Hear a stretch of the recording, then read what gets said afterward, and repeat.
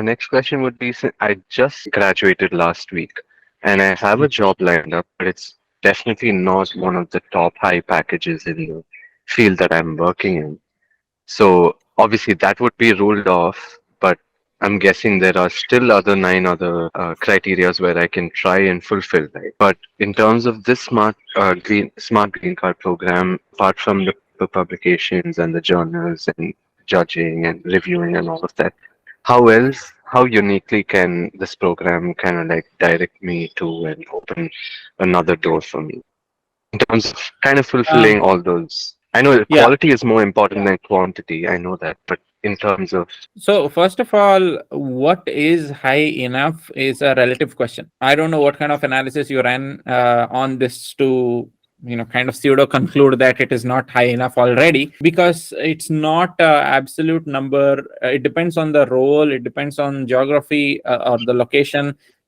It depends on a lot of these things. What are we comparing it against based on what the regular trend is for that position, and what the top, let's say, top 10% is in that area for that position? That there is a much more detailed analysis that needs to happen. But let's assume that even after that analysis, it's probably not landing in the top 10%.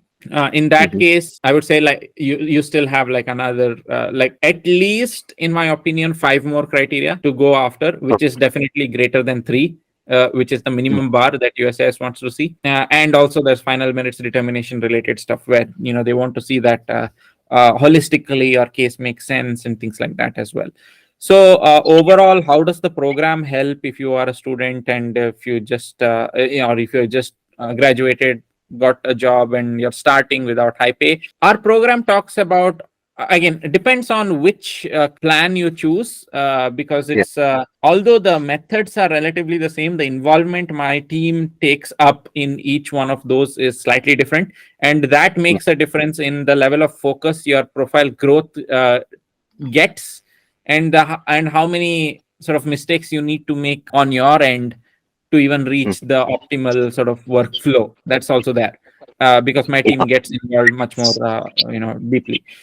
But given that, across the board, historically, folks that have taken the program have been able to crack at least six criteria, or five if you keep the salary one out, but it does have guidance on all 10. So the five or six, generally speaking, that people have taken more in their control and conquered are authorship, original contribution, critical role, remuneration, if you want to Mhm. consider that, judging, press, and uh, original.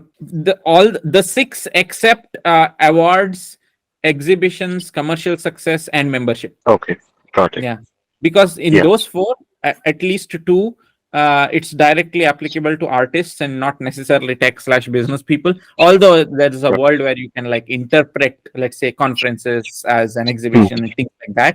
But still, ballpark, the language is directly applicable only to artists. And then the two others, namely memberships and awards, are where the decision is directly dependent on someone else deciding for you, versus like you having a, like, for example, they have to decide to endow you an award, or confer you an award, and that Yeah. is purely dependent on what other competition you're seeing, who else is competing against you, and the circumstances like that, versus, let's say, like authorship, where it is more dependent on you and your capability than like a competition that you're facing, let's say.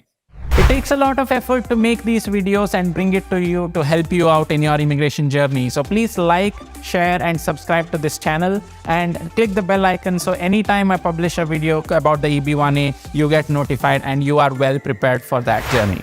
Am I eligible for the EB1A as is right now? How do I find out? And hey, I'm interested in the Smart Green Card program, but you have a couple different options. What do I choose? When do I need to start? Why do I need to get to the EB1A? How will the Smart Green Card program even help me? Find answers to all of these questions by grabbing time with me as part of the Decider plan. We've launched a whole new plan where you can literally find answers to all these questions that you have by joining a call with me, either on a group call or a one-on-one. So go to smartgreencard.com and find the Decider plan today.